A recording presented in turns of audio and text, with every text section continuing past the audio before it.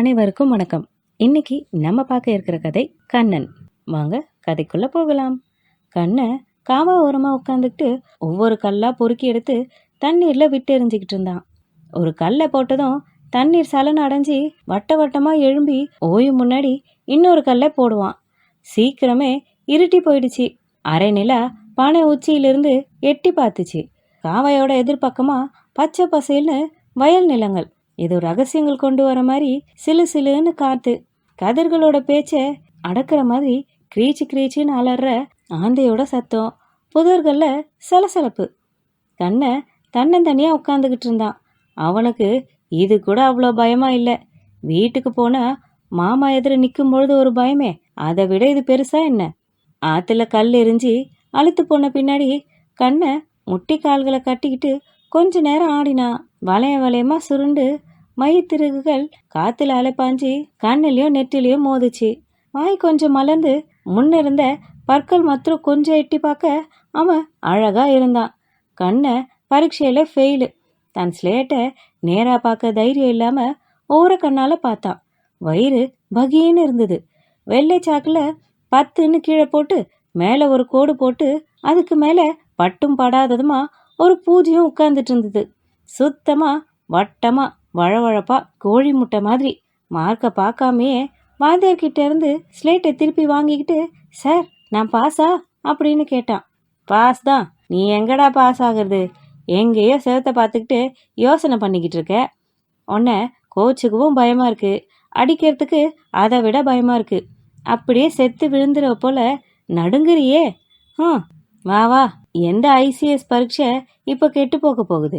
இன்னும் ஒரு வருஷம் இங்கே இருந்துட்டு போ. அப்புறம் நானே 2வதுக்கு தூக்கி போடுறேன் உன்னை, சரியா?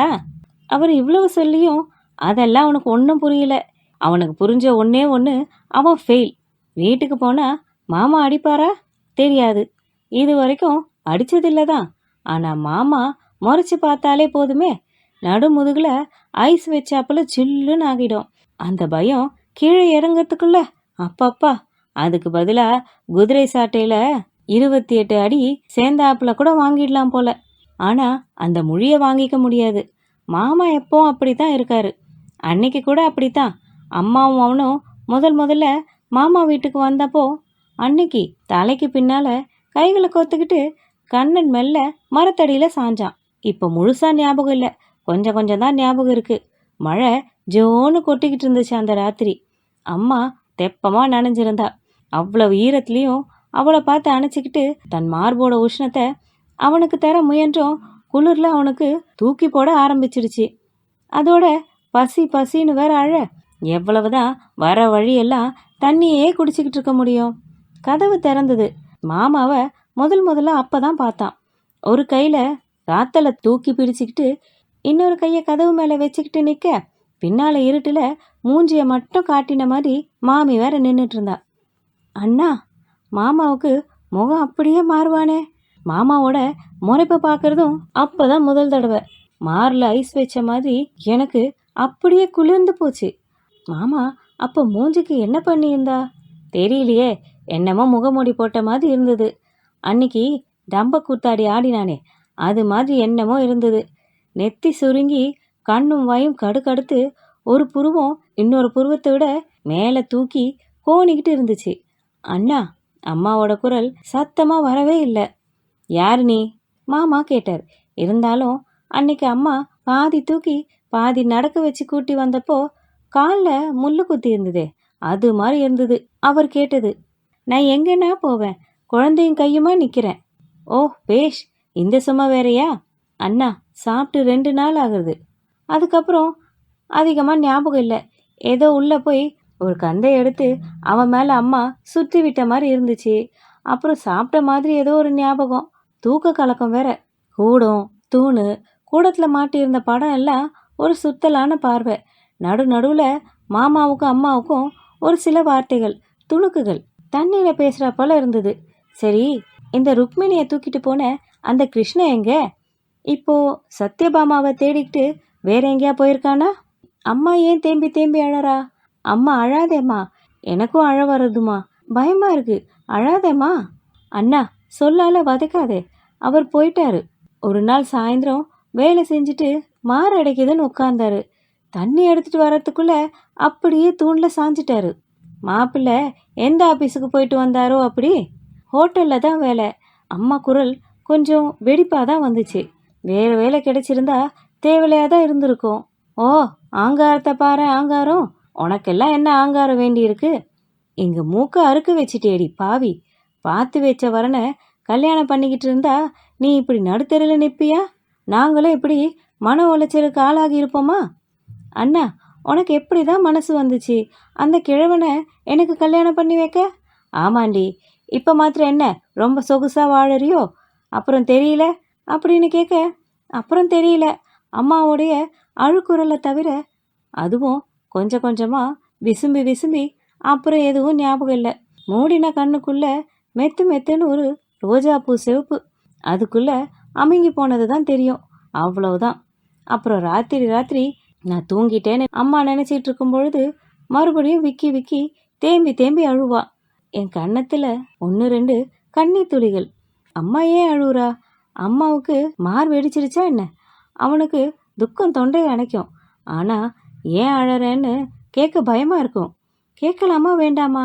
என்ன கேட்கறது, எப்படி கேட்கறதுன்ற யோசனை பண்ணிக்கிட்டு இருக்கும் பொழுதே கண்ணுக்குள்ள மெத்து மெத்துன்னு அதே ரோஜாப்பூ சிவப்புல குழு குழுன்னு ஆழமே தெரியாம அதிலேயே தூங்கி போவான். அம்மா ஒவ்வொரு சமயம் ஆவேசம் வந்த மாதிரி இறுகி கட்டி அணைச்சிக்குவா. மூச்சு கூட திணறும். அது பிரியமா இல்ல எதையாவது பார்த்து பயந்து போய் நான் அவளை கட்டிக்கிற மாதிரி அவன் என்ன வேண்ட கட்டிக்கிறாளா? கால் சரிக்கிட்ட கை எதை வேணா பிடிச்சிக்க தவிக்குமே, அந்த மாதிரி அவ என்ன வந்து பிடிச்சிக்கிறாளே. ஆனா அம்மா எங்கேயும் விழலையே, மொழி பிதுங்கி மாதிரி தான் என்ன பிடிச்சிக்கிறா. இன்னொன்னும் புரியல. தெருவில் நான் போனா பெரியவங்க சின்னவங்கன்னு எல்லாரும் உடனே ஒரு கும்பல் கூடி கிசு கிசுன்னு பேசி சிரிக்கிறாங்க. அது ஏன்னும் புரியல. எங்கேயாவது சொக்காயில கறி மைனு ஏதாவது பட்டுடுச்சா என்ன, தோள்பட்டைய திருப்பி திருப்பி பார்த்துக்குவான். எங்கேயாவது அழுக்க ஒட்டி இருக்கா என்ன, ஒன்றும் தெரியல. அம்மா நல்லா தானே துவைச்சி போட்டிருக்கா. பள்ளிக்கூடத்தில் கூட அவனுக்கு ஒதுக்குப்புறமான இடம்தான். அதே கிசு கிசு பேச்சு, ரகசியமான சிரிப்பு தான். ஒன்றும் புரியல.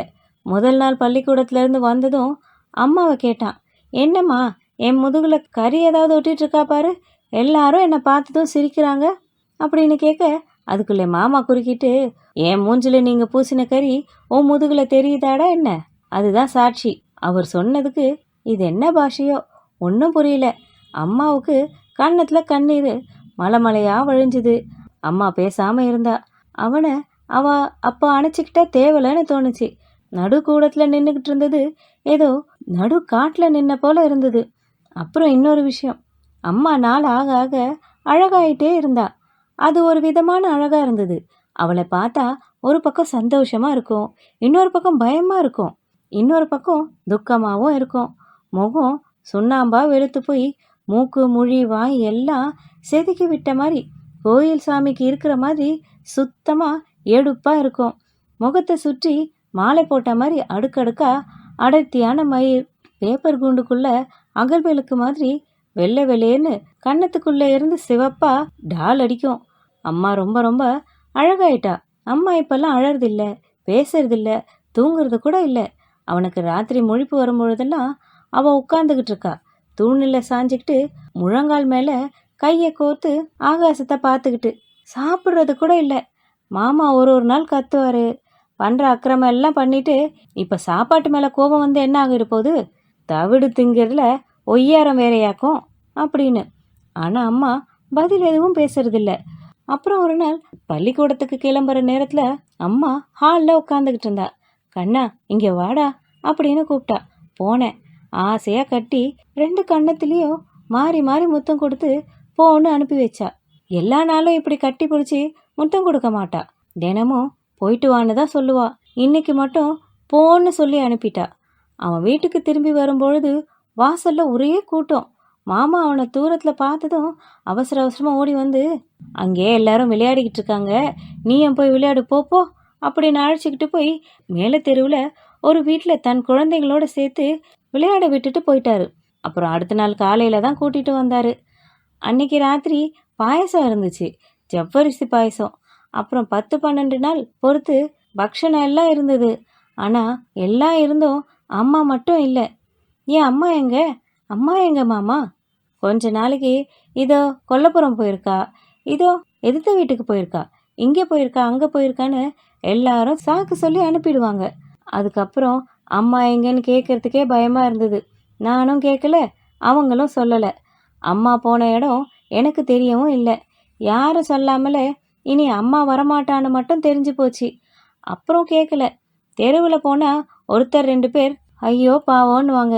2 பேர் சரிதான் நாடோடி பயலுக்கு என்ன பாவம் வேண்டி இருக்குன்னுவாங்க. குழந்தை என்ன பண்ணுவா?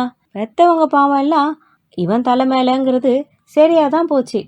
இப்படி ஒரு பாட்டி சொன்னா. இப்போதான் நிஜமாவே பயமாக இருந்தது. இத்தனை பேர் என்னை சுற்றி இருந்தும் நடுக்காட்டில் அம்மா என்ன தன்னந்தனியாக விட்டு போயிட்ட மாதிரி இருந்தது. அம்மா சொல்வாளே ராஜகுமாரன் கதை ஒன்று, அது மாதிரி. அம்மா அப்படின்னு கண்ணன் வாய் விட்டு கூப்பிட்டான். ஒரே இருட்டு. அம்மா கிட்ட தான் ராத்திரி படுக்கிற வழக்கம். காலையில் தூக்கி அம்மா மடி மேலே போட்டுக்கிட்டா எவ்வளோ இதமாக இருக்கும்.